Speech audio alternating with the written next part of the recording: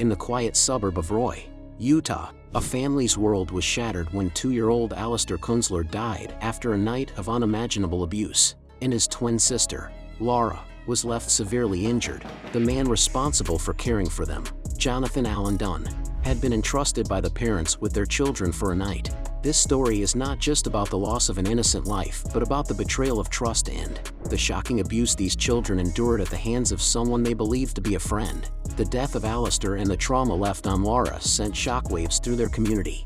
Alister was a beloved child with an infectious smile and a joy that lit up the room. His short life was filled with love from his family and friends, making the events of that night all the more heartbreaking. This tragedy serves as a painful reminder of the importance of child safety and the need for awareness and vigilance in trusting people with our most vulnerable. A loving family and bright future before the tragedy struck. The Kunzler family seemed to embody the ideal American dream. Justin and Brittany Kunzler were high school sweethearts who settled in the peaceful town of Roy, Utah, drawn by its charm and promise of a close-knit community. They worked hard to provide for their family, and life seemed bright. They bought a home where they envisioned a future full of laughter, love, and the simple pleasures of raising a family. Their twins, Alister and Lara, brought immense joy to their lives, and every day was filled with new discoveries and milestones. Alister, the more outgoing of the two, and Lara, the quieter observer, were inseparable. The parents cherished their bond, the art they created together, and the joy of family time. However, their happiness would be shattered when they placed their trust in someone they thought was safe, unknowingly putting their children in harm's way. The role of Allen Dunn, a 36-year-old man, was a family friend who had been in the Kunzler's lives for some time. He had offered to help them with childcare on several occasions, and he appeared to be patient, calm, and fond of children. For busy parents like Justin and Brittany, Dunn seemed like a godsend. He was often available to babysit, and his familiarity with the family made him seem trustworthy. However, beneath this facade of helpfulness, Dunn had a dark history that would come to light too late. In 2017, he had been convicted of child abuse for violently injuring another 2-year-old child, breaking their arm, and leaving bruises. Despite his criminal past, Dunn was allowed to continue interacting with children, even though he should have been under supervision. The Kunzler family trusted him, unaware of his violent history. This negligence allowed Dunn to be in a position to harm the very children he was supposed to care for. A night of horror. What was supposed to be a simple night of babysitting turned into a nightmare for the Kunzler family. On the evening of the tragedy, Justin and Brittany had commitments that required them to leave their children with Dunn. He had previously babysat the twins, so there was a sense of comfort in leaving them in his care. That night, Dunn's actions escalated from playful roughhousing to violent abuse.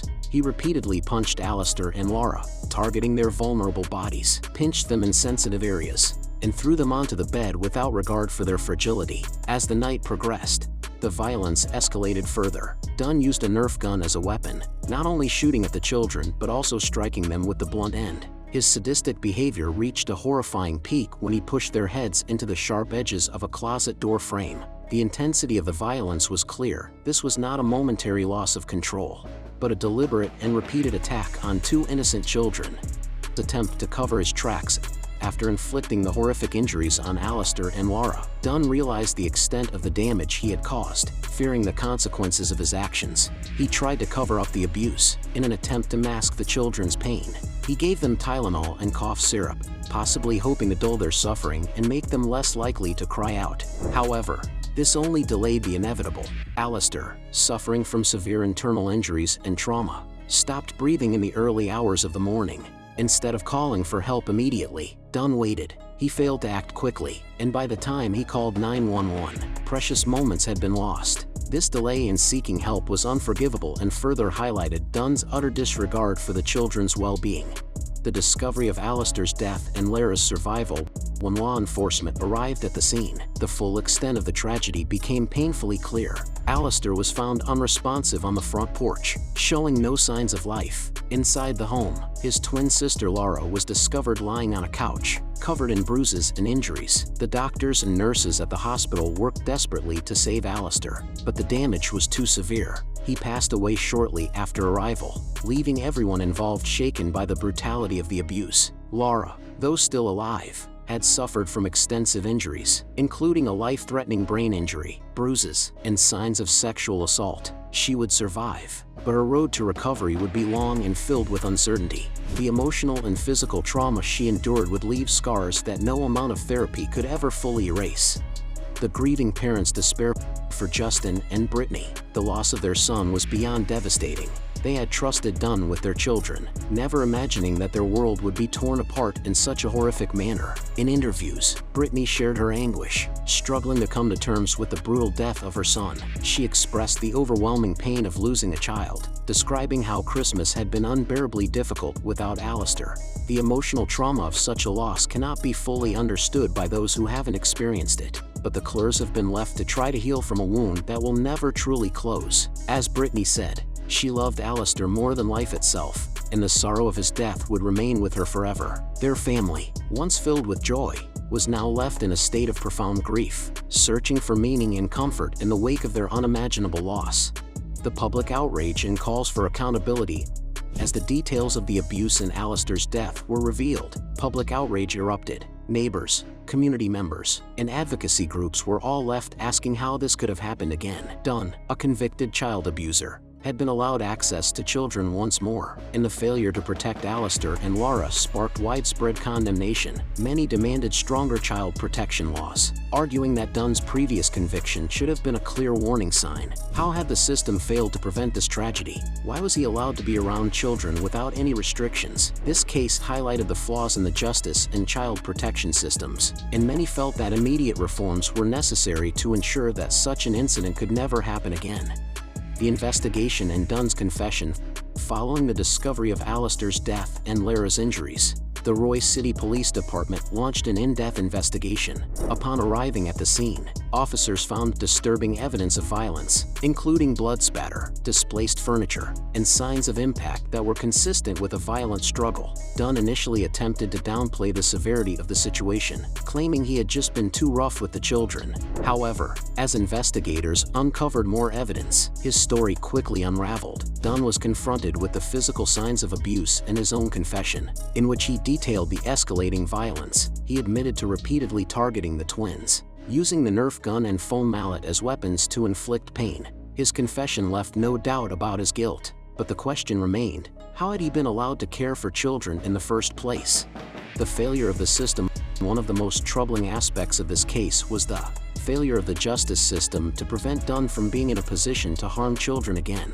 Dunn had been convicted of child abuse in 2017, yet he was allowed to return to the community without proper supervision or monitoring. This case raised questions about the effectiveness of background checks, mental health evaluations, and parole requirements. Advocates for child protection stressed the need for stronger laws that would restrict or more closely monitor convicted abusers after their release. The community's shock and anger were compounded by the realization that a known threat had been allowed to re-enter society without sufficient oversight. This failure, coupled with the absence of a thorough review of Dunn's past, led to the tragedy that claimed Alister's life. The legal process and Dunn's conviction.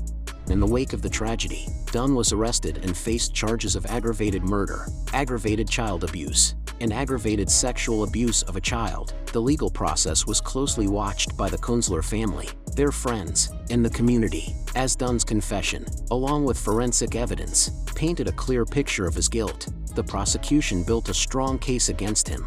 The family attended every court hearing, grieving their loss while also seeking justice for Alister and Lara. Dunn's eventual plea of guilty to the charges brought some sense of closure to the family, but it could never bring Alister back. The case highlighted the importance of holding abusers accountable and the need for the justice system to act decisively in protecting children from harm.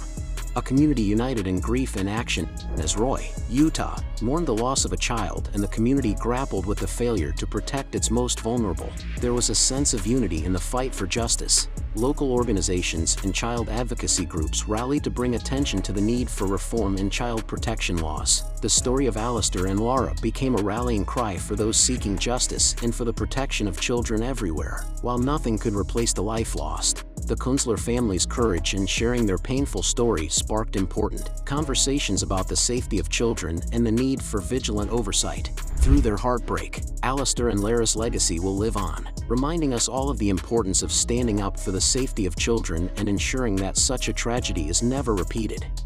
The long road to healing for Lara and the Kunzler family. While the Kunzler family will forever carry the weight of Alister's tragic loss, the road to healing for Lara is just beginning. The young girl who survived the unimaginable abuse is left to cope with physical and emotional scars that may never fully heal.